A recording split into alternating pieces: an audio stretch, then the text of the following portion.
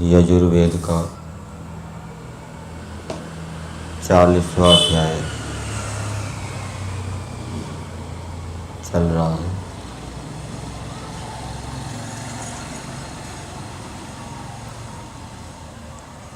महर्षि दयानंद कृत वेद भाष्य के ऊपर हम विचार कर रहे हैं। आज मंत्र संख्या 12 के ऊपर विचार करेंगे।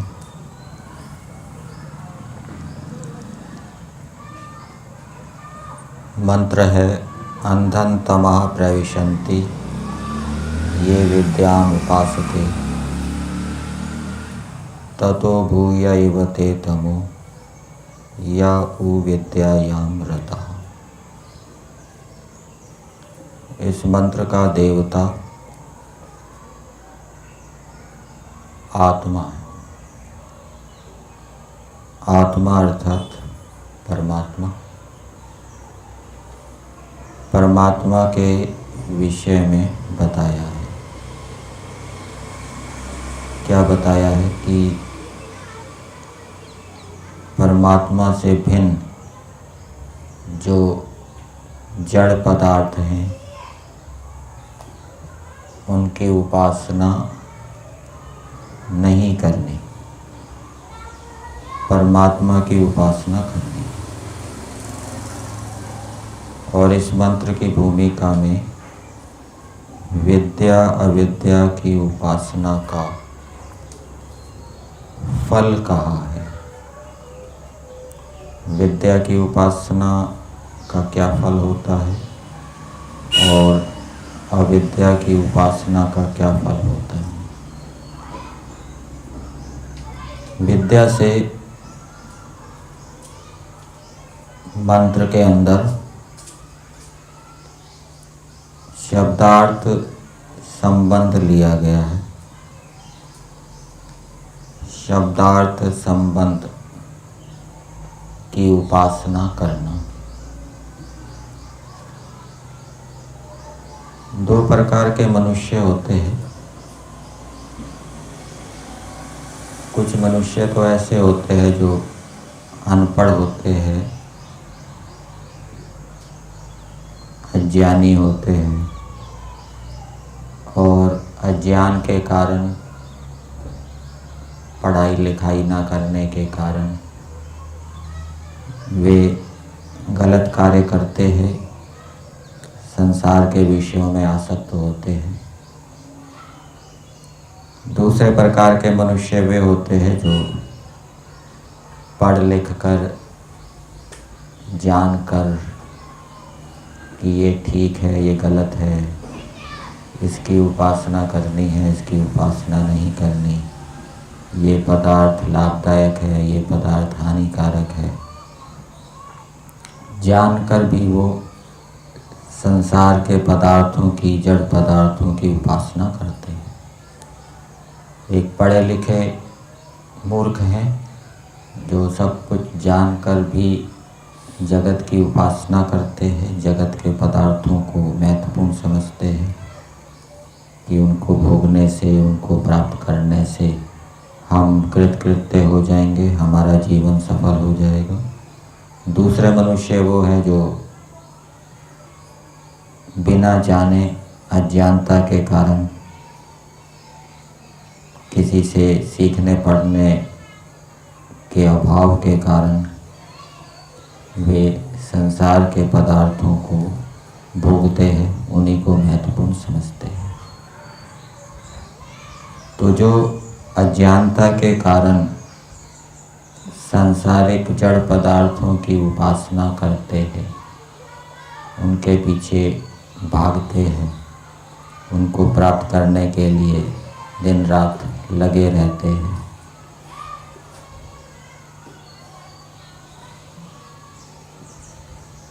अज्ञानता के कारण, अविद्या के कारण, तो वो तो अज्ञान, अविद्या, अंधकार को प्राप्त होते ही है।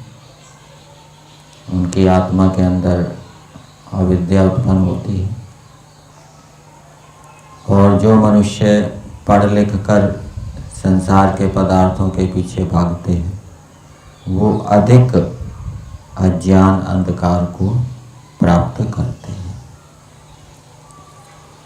पीछे एक मंत्र आया था, अंधन तमा प्रविशन्ति ये असंभूते मुपासते ततो भूय इवते तमो या उ संभूत्यांग रता।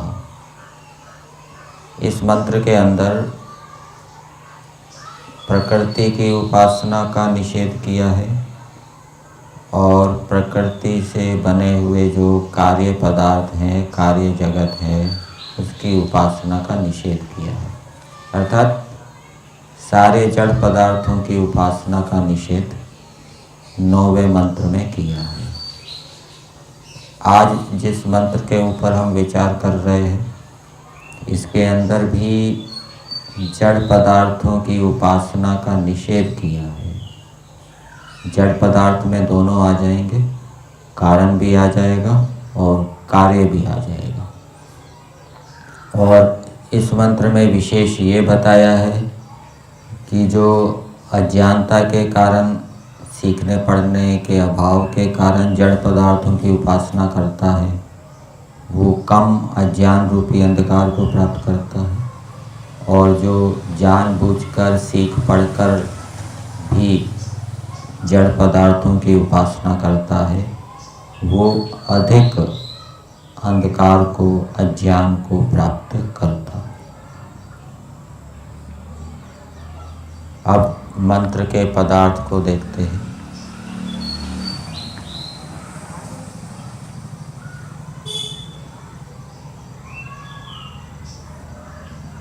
ये अविद्याम उपासते, जो अविद्या की उपासना करते हैं। अविद्या का अर्थ एक तो जड़ पदार्थ किया है, जड़ पदार्थ को, जड़ वस्तु को भी अविद्या कहते हैं। तो जो जड़ वस्तुओं की, जड़ पदार्थों की उपासना कर रहे हैं, उपासना करने का मतलब जो अविद्या से युक्त है, अविद्या से युक्त होने के कारण वो जड़ पदार्थों की उपासना कर रहे हैं।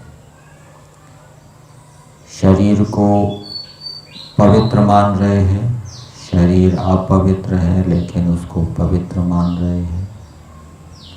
शरीर अनित्य है लेकिन उसको नित्य मान रहे हैं। संसार के पदार्थ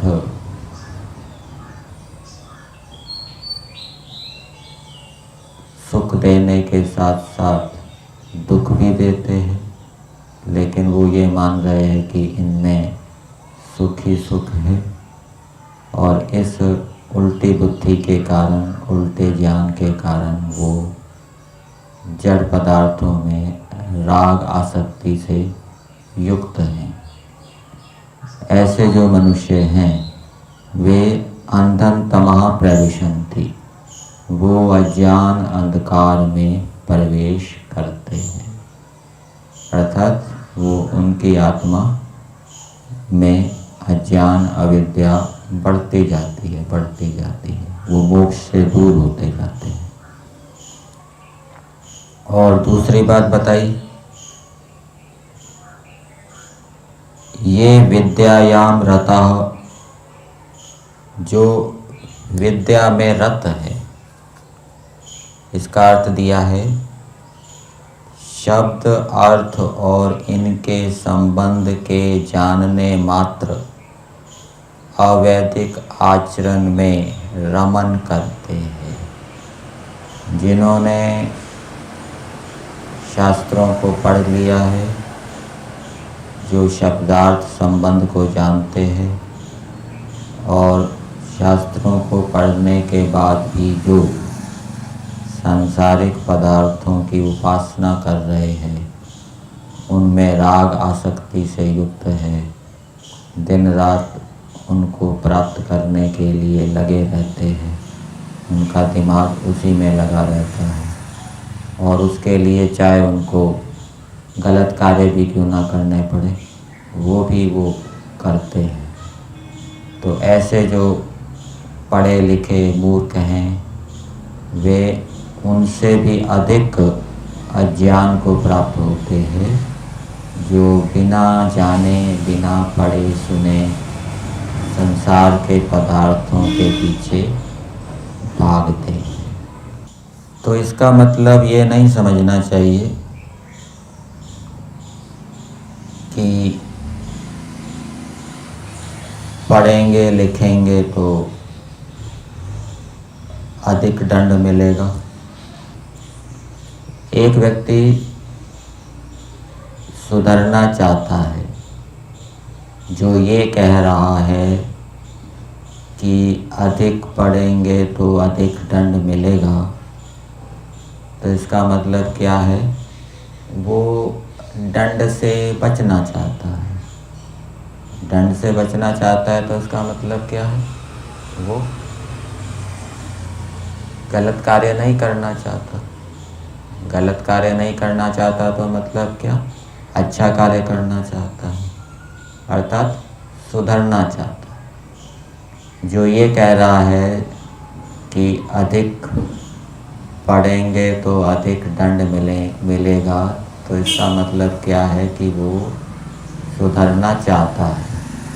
और जो सुधरने की दृष्टि से अधिक पढ़ता है तो वो जैसा उसने पढ़ा है सुना है वो उसको आचरण में ही लाएगा। और दूसरा व्यक्ति है वो सुधरने की दृष्टि से नहीं पढ़ रहा, वो किस लिए पढ़ रहा है कि पढ़कर मैं अधिक से अधिक कमाऊंगा, धन ऐश्वर्य को प्राप्त करूंगा, संसार के विषयों को भोगूंगा।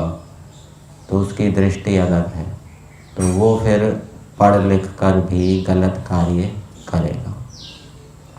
तो सुधरने की दृष्टि से यदि अधिक पढ़ा जाता है और पढ़ने का सामर्थ्य भी है तो अवश्य पढ़ना चाहिए। और जो सुधरना चाहता है लेकिन अधिक पढ़ने का सामर्थ्य नहीं है, तो उसे जितना पढ़ना चाहिए, जितना उसका पढ़ने का सामर्थ्य है, उतना ही पढ़ना चाहिए। सामर्थ्य का मतलब क्या है कि यदि व्यक्ति और अधिक पढ़ रहा है और पढ़ने के साथ साथ उसके आचरण में भी गड़बड़ी आनी शुरू हो रही है, मन के अंदर विकार उत्पन्न हो रहे हैं, व्यवहार के अंदर गड़बड़ियाँ आ रही है, तो इसका मतलब क्या है कि वो या तो पूरी शक्ति नहीं लगा रहा अथवा उसके अंदर अधिक पढ़ने का सामर्थ्य नहीं है। इसलिए जितना सामर्थ्य है उतना ही पढ़ना चाहिए, अपने आचरण को, मन को शांत रखते हुए। अब इस मंत्र के अंदर जड़ पदार्थ की उपासना का निषेध किया है। एक तो पढ़ा लिखा व्यक्ति जड़ पदार्थों की उपासना करता है, एक अनपढ़ मूर्ख जड़ पदार्थों की उपासना करता है। जो पढ़ा लिखा व्यक्ति है वो अधिक दंड को प्राप्त करता है यदि वो पढ़ लिख कर भी जड़ पदार्थों की उपासना कर रहा है। तो इससे क्या बात निकल रही है कि चेतन की उपासना करनी चाहिए। जड़ की उपासना का निषेध 9वें मंत्र में भी किया था। प्रकृति की उपासना नहीं करनी चाहिए, प्रकृति से बने हुए कार्य पदार्थों की उपासना नहीं करनी चाहिए। और इस मंत्र में भी जड़ पदार्थों की उपासना का निषेध किया है। एक पढ़ लिख कर जड़ पदार्थों की उपासना कर रहा है, एक बिना पढ़े लिखे जड़ पदार्थों की उपासना कर रहा है। तो इन दोनों मंत्रों से क्या बात निकल रही है कि चेतन की उपासना करनी चाहिए। अब चेतन भी दो हैं, एक जीवात्मा है, दूसरा परमात्मा है। तो इन दोनों में से किसकी उपासना करनी चाहिए? और जीवात्माओं में भी अनेक प्राणी हैं, सामान्य मनुष्य है, विद्वान हैं, तो इनमें भी किसकी उपासना करनी चाहिए? तो इसका उत्तर इस मंत्र के भावार्थ में दिया है।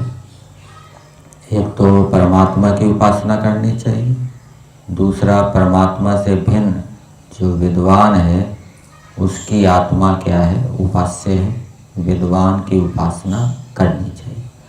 परंतु विद्वान की उपासना करते समय भी विद्वान के गुण कर्म स्वभावों को जान रहे हैं, धारण कर रहे हैं, वहाँ पर भी ये ध्यान रखना चाहिए कि जो जो गुण कर्म स्वभाव उसके वेद के या ईश्वर के विरुद्ध है, उनकी उपासना नहीं करनी। उपास्य इष्ट देव तो परमेश्वर रहेगा, विद्वान के अंदर भी कोई नैमित्तिक गुण कर्म स्वभाव यदि ईश्वर या वेद के विरुद्ध है, उनकी उपासना नहीं करनी। जो वेद के अनुकूल, ईश्वर के अनुकूल गुण कर्म स्वभाव उस विद्वान के अंदर है, उनकी उपासना करनी है, उनको धारण करना है। मंत्र के भावार्थ में दिया है, जो जो चेतन ज्ञान आदि गुण युक्त वस्तु है, वह जानने वाला, और जो अविद्या रूप है वह जानने योग्य है। अविद्या रूप का मतलब यहाँ जड़ वस्तु। इससे पहले क्या लिखा? जो ज्ञान आदि गुण युक्त वस्तु है वह क्या है? ज्ञाता है, जानने वाला है। और जे क्या हो गया? अविद्या रूप। अविद्या का अर्थ यहाँ जड़ वस्तु करें, क्योंकि पदार्थ के अंदर अविद्या का अर्थ एक जड़ वस्तु भी किया है। देखिए, अविद्याम, अविद्याम को खोलते हुए महर्षि दयानंद जी लिखते हैं, अनित्य अशुचि दुख अनात्मसु नित्य शुचि सुख आत्मख्याति अविद्या इति। फिर आगे दिया है, ज्ञान आदि गुण रहितम वस्तु कार्ये कारणात्मकम जड़म परमेश्वरात् भिन्नम। तो ये ज्ञान आदि रहित वस्तु अविद्या का एक अर्थ ये किया है। और यहाँ भावार्थ में क्या दिया है? ज्ञान आदि गुण युक्त। ज्ञान आदि गुण युक्त का विपरीत क्या हो जाएगा? ज्ञान आदि गुण रहित। और वो ज्ञान आदि गुण रहित अविद्या शब्द से कहा गया है। तो जो अविद्या रूप है अर्थात जड़ वस्तु है, वो जानने योग्य है। और फिर आगे लिखा, और जो चेतन ब्रह्म तथा विद्वान का आत्मा है वह उपासना के योग्य है। अब मंत्र संख्या 9 और मंत्र संख्या 12 के अंदर जड़ पदार्थों की उपासना का निषेध किया है। फिर स्वाभाविक रूप से विचारशील मनुष्य के अंदर ये प्रश्न उठेगा कि संसार के अंदर दो प्रकार के पदार्थ हैं, जड़ और चेतन। जड़ की उपासना का तो निषेध कर दिया, तो फिर चेतन का क्या करना है? चेतन की उपासना करनी है या नहीं करनी? और चेतन में दो हैं, जीव और ब्रह्म। और जीव के भी, प्राणियों के भी कई विभाग हैं। तो उसका उत्तर यहाँ पे दिया है, जो चेतन ब्रह्म तथा विद्वान का आत्मा है वह उपासना के योग्य है। तो विद्वान का आत्मा अथवा विद्वानों के द्वारा बनाए गए जो शास्त्र हैं वो ग्राह्य है, स्वीकार करने योग्य है। विद्वान के जो गुण कर्म स्वभाव हैं वो स्वीकार करने योग्य है। परंतु विद्वान ऋषि मुनियों के द्वारा बनाए गए शास्त्रों में जो जो बातें वेद के विरुद्ध है, अथवा विद्वान के अंदर जो जो बातें वेद के विरुद्ध अथवा ईश्वर के गुणकर्म स्वभाव के विरुद्ध है, वो ग्राह्य नहीं है, वो स्वीकार्य नहीं है। फिर आगे दिया, जो इससे भिन्न है वह उपास्य नहीं किंतु उपकार लेने योग्य है। विद्वान से भिन्न कौन है? सामान्य मनुष्य। विद्वान से भिन्न कौन है? पशु पक्षी कीट पतंग आदि। इनकी उपासना नहीं करनी, इनसे उपकार लेना है। गाय है, ऊँट है, कुत्ता है, बैल है, भैंस है, ठीक है, इनसे उपकार लेना है, इनकी उपासना नहीं करनी। और इनसे भिन्न जड़ पदार्थ हैं, भोजन पानी आदि, धन संपत्ति आदि, इनकी भी उपासना नहीं करनी, इनसे उपकार लेना है, इनसे लाभ उठाना है, इनको साधन के रूप में प्रयोग करना है, इनको जीवन के चरम लक्ष्य जो मुख्य प्रयोजन है उसकी प्राप्ति में इनका उपयोग करना है। फिर आगे दिया है, जो मनुष्य अविद्या, अस्मिता, राग, द्वेष और अभिनिवेश नामक क्लेशों से युक्त हैं, वे परमेश्वर को छोड़ इससे भिन्न जड़ वस्तु की उपासना कर महा दुख सागर में डूबते हैं। तो जो अविद्या से युक्त है, अविद्या का स्वरूप क्या बताया? अनित्य को नित्य मानना, अपवित्र को पवित्र मानना, जो दुखदाई है उसको सुखदाई मानना, जो जड़ है उसको चेतन मानना, ये अविद्या है। और इस अविद्या का कारण क्या है? इस अविद्या के कारण कलेश उत्पन्न होते हैं, राग द्वेष अस्मिता आदि। और इन कलेशों के कारण व्यक्ति क्या करता है? जड़ पदार्थों की उपासना करता है। और जड़ पदार्थों की उपासना करने से क्या होता है? वो महान दुख सागर में डूबता है। और जो शब्द अर्थ का अन्वय मात्र संस्कृत पढ़कर सत्य भाषण, पक्षपात रहित न्याय का आचरण रूप धर्म नहीं करते, अभिमान में आरूढ़ हुए विद्या का तिरस्कार कर अविद्या को ही मानते हैं, वे अत्यंत तमोगुण रूप दुख सागर में निरंतर पीड़ित होते हैं। और जो शास्त्रों को पढ़कर, शब्दार्थ संबंध को जानकर, अच्छी अच्छी बातों को जानकर, अच्छे अच्छे गुणों को जानकर भी उनको धारण नहीं करते, उनको व्यवहार के अंदर नहीं लाते, ऐसे व्यक्तियों को महर्षि दयानंद जी ने क्या कहा? वो अभिमानी हैं, अभिमान से युक्त हैं वो। और निरभिमानी कौन है? निरभिमानी किनको कहेंगे?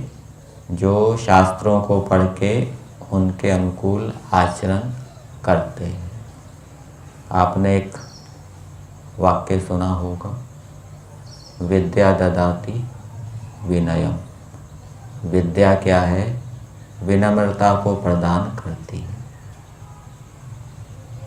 विद्या का मतलब क्या?